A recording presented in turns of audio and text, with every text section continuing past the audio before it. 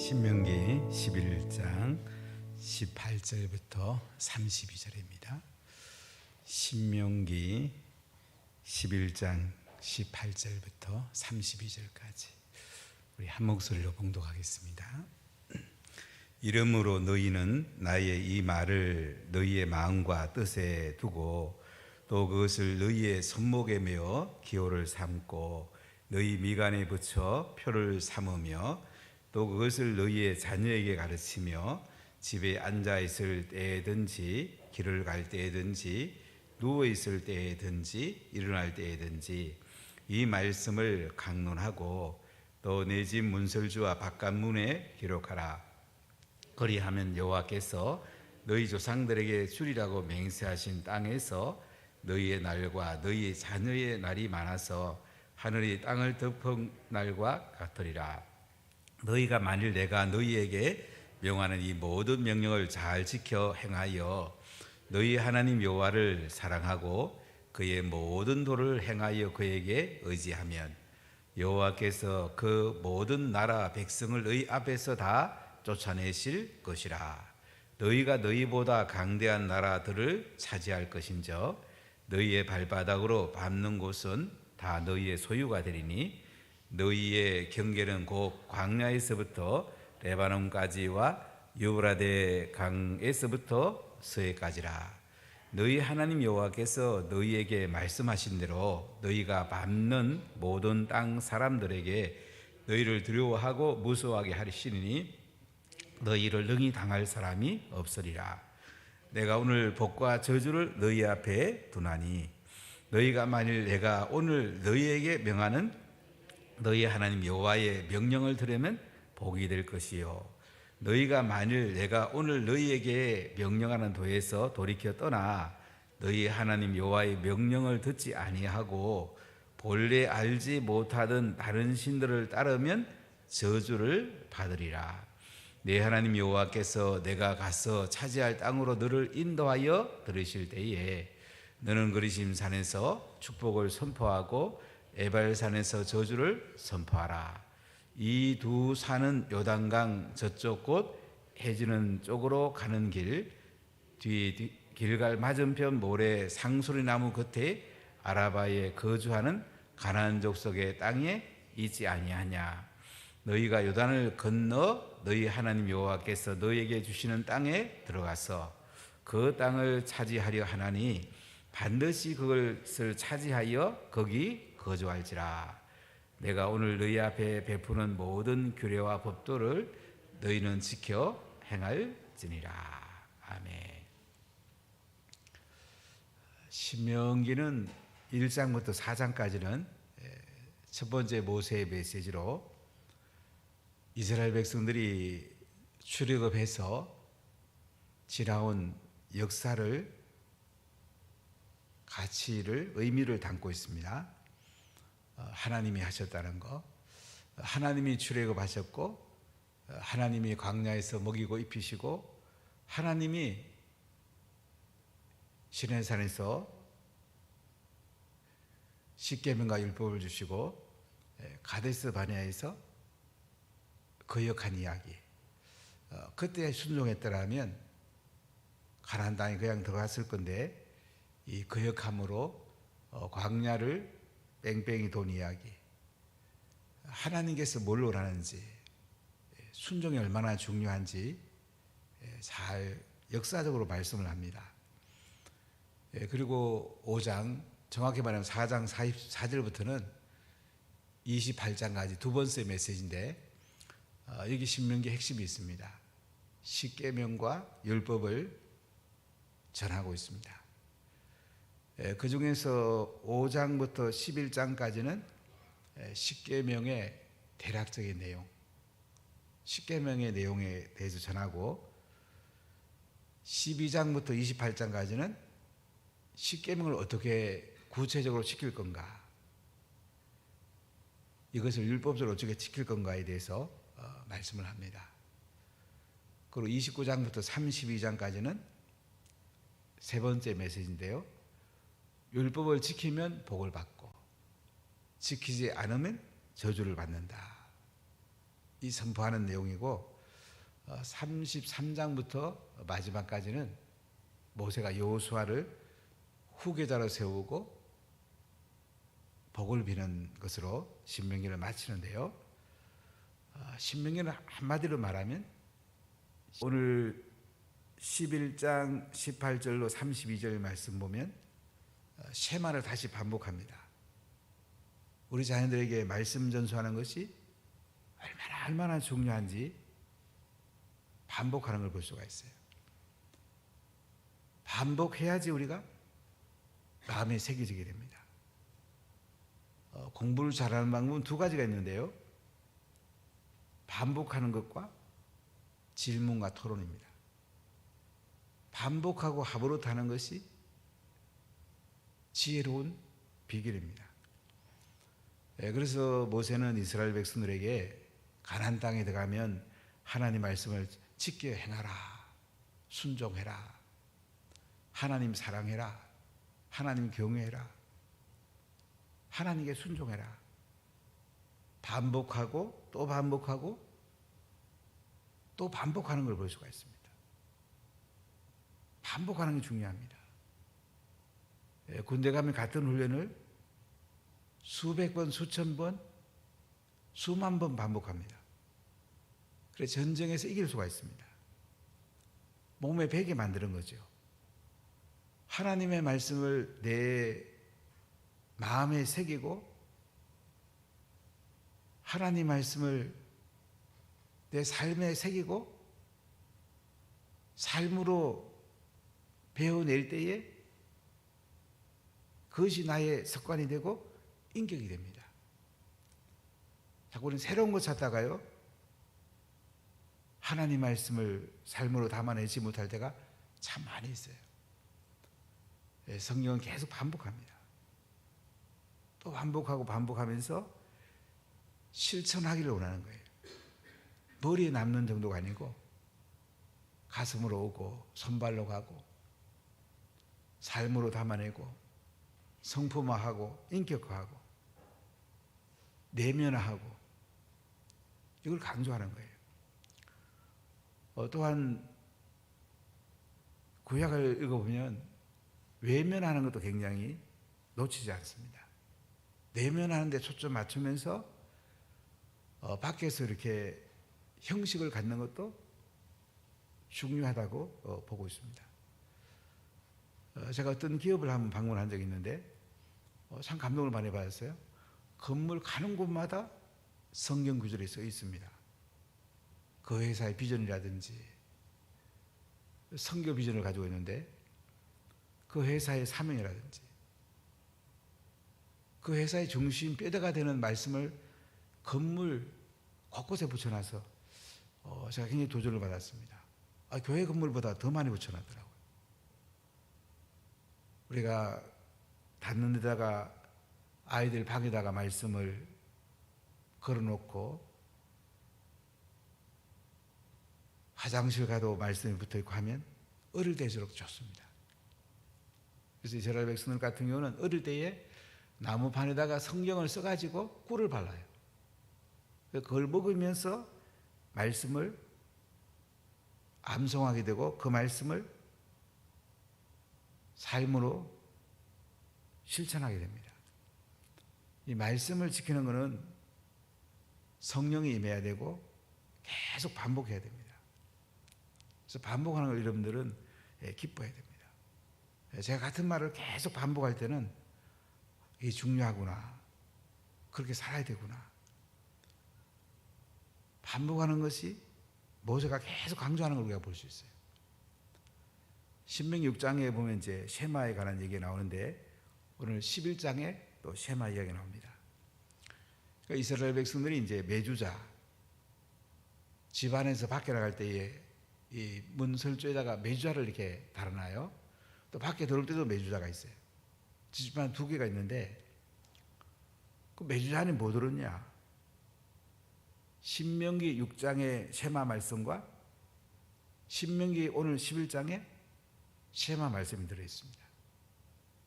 그들은 들어가며 나가면서 그 말씀에다가 손을 얹고 또 입술에 키스하고 또 밖에 나가서 말씀에 손 얹고 입술에 기사하고, 방 안에 있는 것은 가정을 말씀으로 내밀어야 된다. 방 밖에 있는 것은 사회를, 세상을 말씀으로 영향을 미쳐야 된다.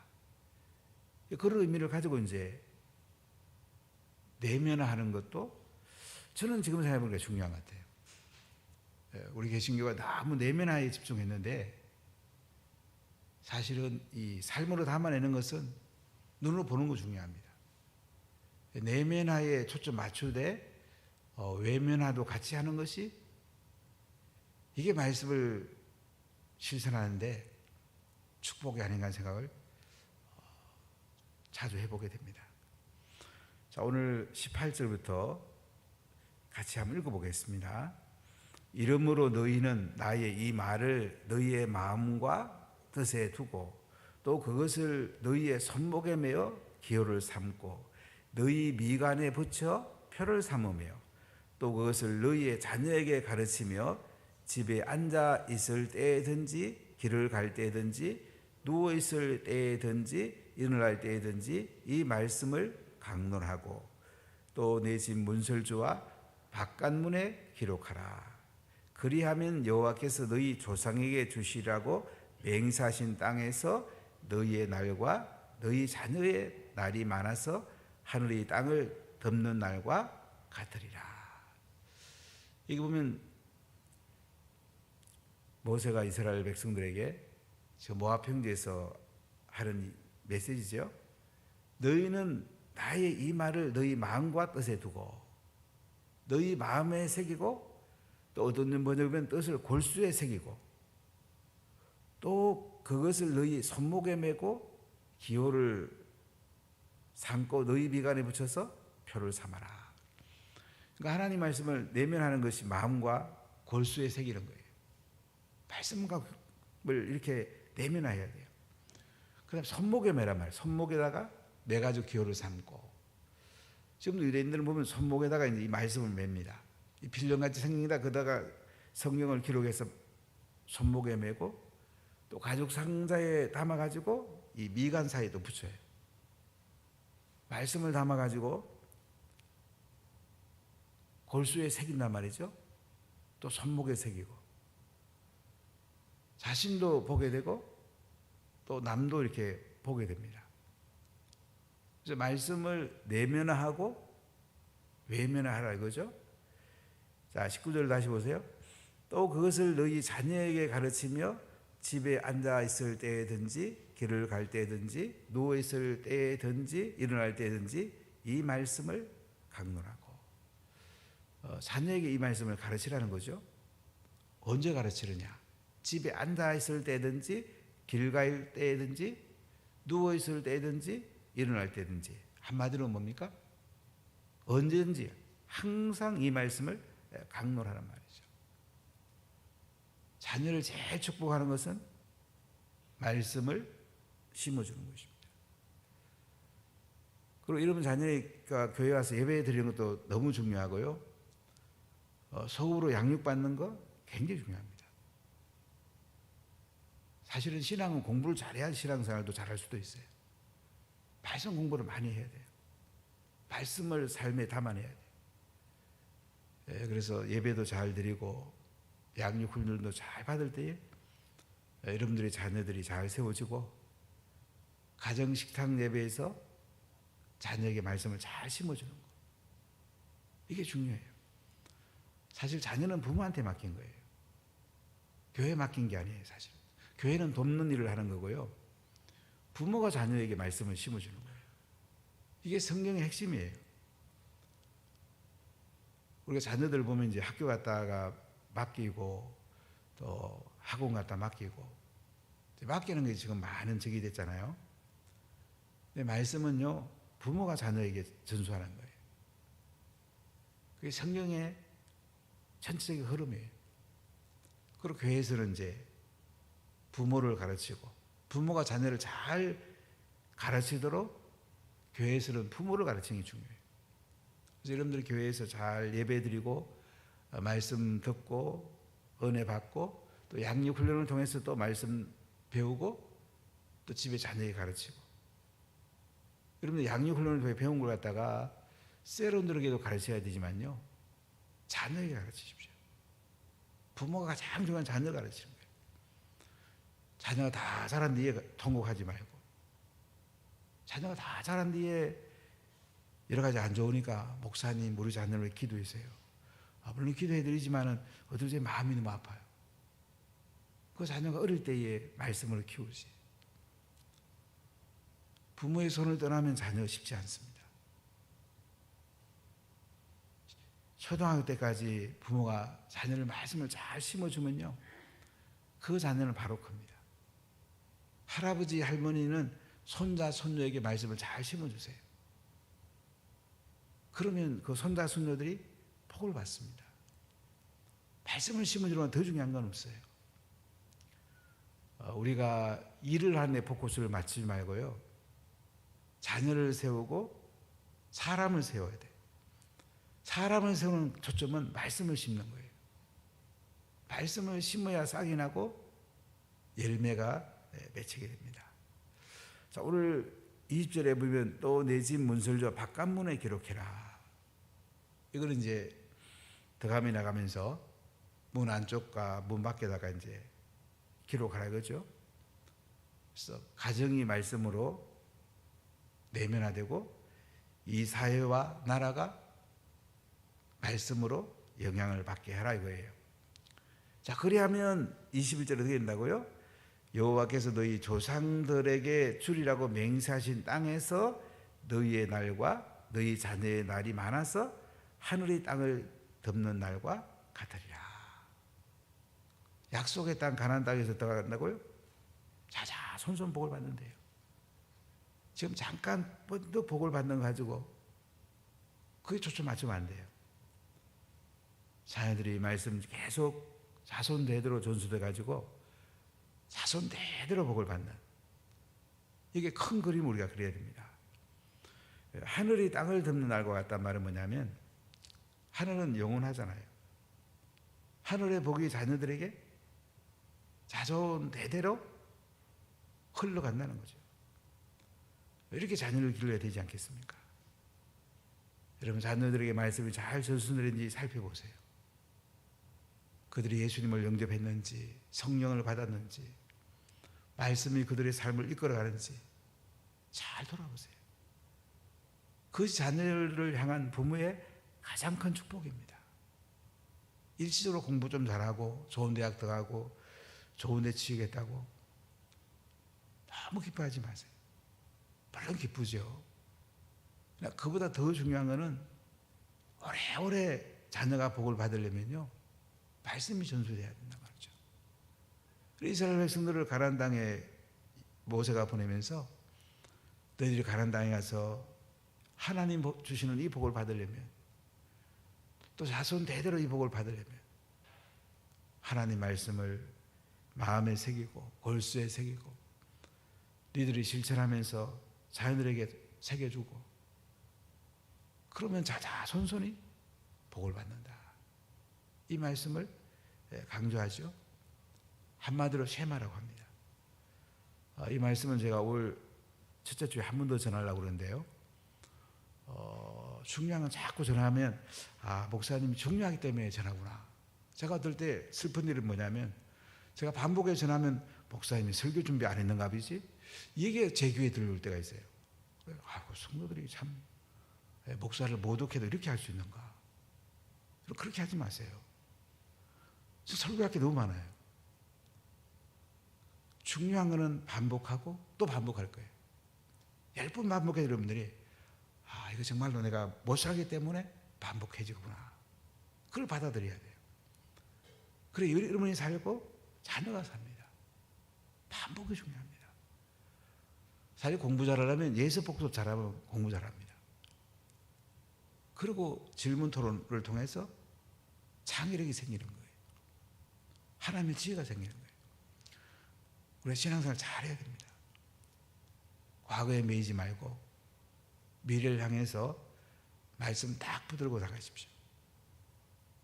하나님께서 말씀 가운데 은혜를 부으시고 순종할 때에 복을 부어주십니다. 모세가 계속 강조하죠. 얼마나 많이 강조합니까? 수십 번 강조하죠. 자, 그 다음 보십시오. 22절부터 25절 같이 읽어보겠습니다. 너희가 만일 내가 너희에게 명하는 이 모든 명령을 잘 지켜 행하여 너희 하나님 여호와를 사랑하고 그의 모든 도를 행하여 그에게 의지하면 여호와께서 그 모든 나라 백성을 너희 앞에서 다 쫓아내실 것이라. 너희가 너희보다 강대한 나라들을 차지할 것인즉 너희의 발바닥으로 밟는 곳은 다 너희의 소유가 되리니 너희의 경계는 곧 광야에서부터 레바논까지와 루브라덴 강에서부터 서해까지라. 너희 하나님 여호와께서 너희에게 말씀하신 대로 너희가 밟는 모든 땅 사람들에게 너희를 두려워하고 무서워하게 하시리니 너희를 능히 당할 사람이 없으리라. 자, 오늘 여기 보면 모세가 또 강조하잖아요. 모든 명령을 잘 지켜 행하라. 여호와 하나님을 사랑하라. 그의 모든 도를 행하여 그에게 의지해라.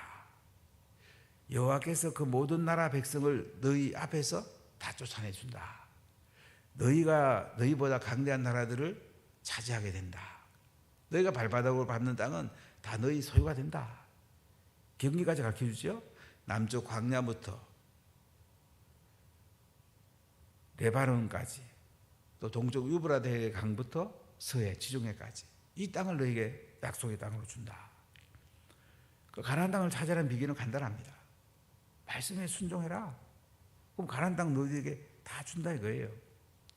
너희가 밟는 땅에 가서 그 사람들을 두려워하지 말라 이거예요. 그들이 강대한 사람들이고 두려워하지 말고 무서워하지 말아라. 너희를 여기 당할 자가 없다. 하나님 이기게 해준답니다. 아주 간단하잖아요. 말씀에 순종하면 우리는 매일 이깁니다. 말씀에 불순종하면 우리는 매일 지는 거예요. 여러분 신앙생활 간단해요. 말씀대로 살면 되는 거예요. 말씀대로 살면 복을 주는 거예요. 자, 25절부터 32절까지 읽어보겠습니다. 내가 오늘 복과 저주를 너희 앞에 두나니 너희가 만일 내가 오늘 너희에게 명하는 너희의 하나님 여호와의 명령을 들으면 복이 될 것이요 너희가 만일 내가 오늘 너희에게 명령하는 도에서 돌이켜 떠나 너희 하나님 여호와의 명령을 듣지 아니하고 본래 알지 못하던 다른 신들을 따르면 저주를 받으리라. 내 하나님 여호와께서 내가 가서 차지할 땅으로 너를 인도하여 들이실 때에 너는 그리심 산에서 축복을 선포하고 에발산에서 저주를 선포하라. 이 두 산은 요단강 저쪽 곧 해지는 쪽으로 가는 길 뒤 길갈 맞은편 모래 상수리 나무 곁에 아라바에 거주하는 가나안 족속의 땅이 있지 아니하냐. 너희가 요단을 건너 너희 하나님 여호와께서 너희에게 주시는 땅에 들어가서 그 땅을 차지하려 하나니 반드시 그것을 차지하여 거기 거주할지라.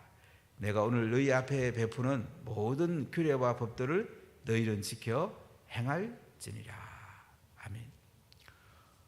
수도 없이 반복하죠. 복과 저주를 하나님이요 너희 앞에 뒀답니다. 오늘 복과 저주를 너희 앞에 뒀는데 너희들이 말씀에 순종하면 말씀대로 들으면 복이 되고 너희가 말씀대로 안 살고 다른 신을 섬기면 저주를 받고 아주 간단해요. 우리가 하나님 나라 가치로 살면 복을 받고요. 세상 가치로 살면 저주를 받습니다. 우리 저주받는 건 잘 몰라요. 복 받는 건 좋아하는 것 같은데 성경을 명확하게 보면요. 하나님 나라와 사단의 나라 하나님의 가치와 세상 가치 중간지대는 없습니다. 회색지대는 없어요. 복을 받든지 저주를 받든지 둘 중에 하나예요. 그렇기 때문에 하나님의 명령대로 살면 복을 계속 대대로 받고요. 하나님 말씀을 불순종하면 다른 신 섬기면요 저주받는단 말이죠. 그래서 이스라엘 백성들이 가나안 땅에 들어가면 거리심산과 에발산 사이에서 복과 저주를 선포하라고까지 합니다. 외면화시키는 걸 볼 수 있죠. 눈으로 보게 하는 거예요. 거리심산 꼭대기에 올라가면 북이스라엘 사람들이 섬기던 그 신전이 터가 지금도 남아 있어요. 에발산 꼭대기까지 올라가 봤는데 에발산은 나무가 좀 적고 이 두 산 사이에서 거리심산에 있는 사람들은 모세가 축복에 관한 글귀 읽으면 아멘. 에발산에 선 사람들은 모세가 이제 여호수아가 나중에 읽겠죠. 그 말씀 또 읽으면 저주 선포하면 아멘. 이렇게 하라고 모세가 이야기합니다. 나중에 여호수아가 그대로 실천하는데요. 이런 복을 받는 건 아주 간단합니다. 말씀대로 살면 됩니다. 말씀대로 살면 처음에는 부족한 것 같아도요. 그리고 복이 쏟아집니다. 말씀대로 안 살면 처음에는 괜찮은 것 같아도 나중에 저주가 쏟아집니다. 아주 간단합니다. 우리가 복을 받아야 되지 않겠습니까? 나도 복을 받고 자녀도 복을 받고 우리 교회도 복을 받고 나라도 복을 받아야 되지 않겠습니까? 우리가 말씀대로 순종하면 됩니다. 말씀대로 직행하면 됩니다. 하나님 사랑하면 됩니다. 복음 전하고 제사 사면 됩니다. 그 복중에 흘러갑니다. 아주 간단합니다. 우리 예수님 잘 믿는 것은 딴 거 아니에요. 말씀대로 사는 것입니다. 그 말씀대로 꼭 순종함으로 여러분도 복을 받고 자녀도 복을 받고 교회도 이 사회도 이 나라도 선교지도 복을 받는 큰 은혜가 있기를 예수님 이름으로 간절히 축복합니다. 기도합시다. 하나님 감사합니다.